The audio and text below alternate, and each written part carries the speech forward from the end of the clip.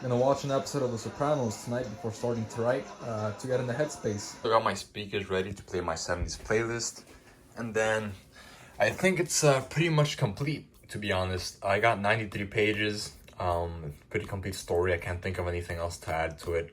There is one thing that I kind of want to add, but instead of making it a new scene, I might add it to an already existing scene.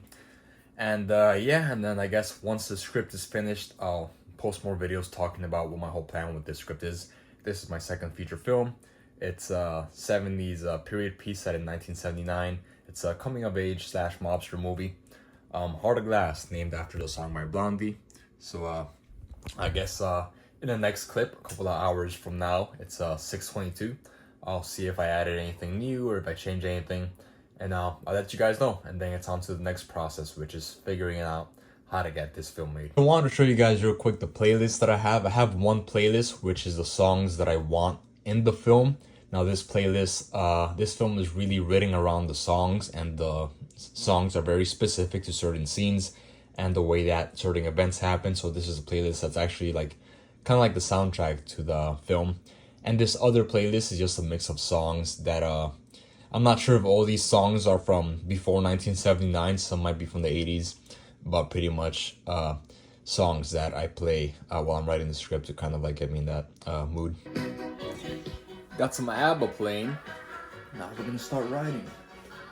This song's actually in the soundtrack to the movie. So there's this one scene that I was kind of stuck on for like 5 minutes where the topics of the conversation had to do with something that I changed earlier in the story, which no longer happens. And it seemed very fake, like it's like a little argument. It seemed a little too fake, so I was like, right, so now I gotta change this conversation. So I still got the same end result, but we get there in a different way.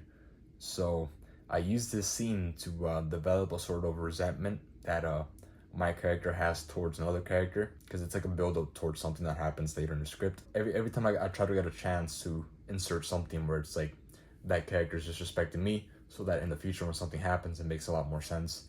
And this seemed like a scene to add it. It was already there, but I made it a bit more kind of like a character trait where this other character, he's always like, hey, you guys never fucking listen to me, and I'm always trying to give you guys advice. Pretty much define the authority of the crew. And so yeah, it's 7:57, so I've been at it for like an hour and a half. And I think I'll go to like 8:30 or maybe go through the entire script. I'll see, because I don't think I'm gonna add anything else. It was just this one scene that I had to tweak because I took out something from earlier in the script that was attached to this scene. So this is the very scene that kind of made the movie, with the song Heart of Glass playing, which is when the main character first sees the love interest. Now he doesn't see the love interest until 36 pages in, which is about half an hour to 40 minutes into the story. And now, because to me, it's a coming of age film before it's a mobster movie. I mean, it's more or less on the same scale in terms of how much of it is a mobster movie, how much of it is a coming of age film. But it's not solely about their relationship. It's not a movie about their relationship. I mean, from now on, from the 36 page going forward, it is. But it's more of a movie about how this character transforms. So at first, I really wanted to show that his life sucks because of, you know, his family and him. He's not happy. So up until page 36, you really see that he's being forced.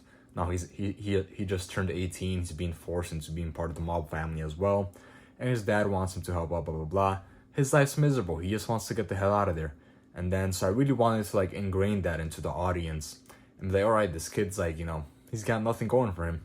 And then page 36, boom, he sees this girl, which she does get mentioned earlier in the script, but we don't see her, just mentioned by name.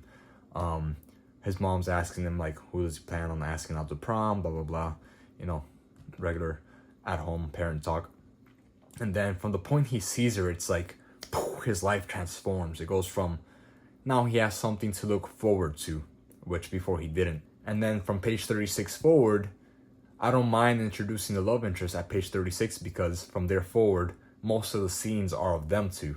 So first you see him, his relationship with his dad, how it is at home and stuff. And it sucks. And then she gets introducing, it's like, oh my God, fireworks, like my life is so much greater. And then you see him slowly start to detach from his dad in the mob business, and he's like, hey, what the hell? So it's kind of like, ooh, he's helping out with the mob, and then this girl comes along, and then, ooh, it goes everywhere. And then dad gets pissed because, well, obviously his son's distracted and not focusing on what he wants him to focus on. So yeah, I was thinking about that the other day. I was like, how late into the script do I introduce the love interest? Now I got to this scene and I got my answer, page 36. So I think I'm gonna call it a night at this scene. And this scene, I doubt I'm gonna change anything because it's literally the scene that made the movie. And the scene is perfectly timed with two songs, Heart of Glass and Dancing Queen. So while I was writing the scene, I was listening to these songs on repeat so that certain things happening in the script while certain lyrics of the song are playing. So like I'd get to like a minute and 30 seconds into the song and I didn't finish typing. I was like, I gotta rewind it to make sure like it lines up. And so yeah, it's a long scene. I guess you could say it's a sequence and not really a scene. It's probably by the time they get, because the setting's at a club, by the time they get into the club, by the time they get out of the club, I would say it's probably like 7 to 8 pages because it's at the club, like different parts of the club, like the dance floor, the tables where they're eating. There's a bathroom scene where something very bad happens. And it's a very fluid scene. It's like a lot of like long tracking shots and stuff like that. And then from here on, when he meets the girl, it's like boom, boom. The film is very fast paced in general. From the start right away, it's like, shit's happening. But especially now that he meets the girl, it's like more stuff's happening. He's going on these dates, doing all this. So I'm gonna finish revising this scene, which is probably like 6 to 7 pages. And then I might just change some dialogue here and there because since I changed things that happened earlier in the script, there's some things that I might have to change the dialogue.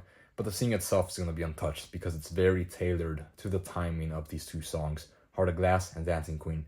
And that's pretty much it for tonight on this writing video. So I'll keep posting these videos and talking about, I guess, the process of writing a second feature film script.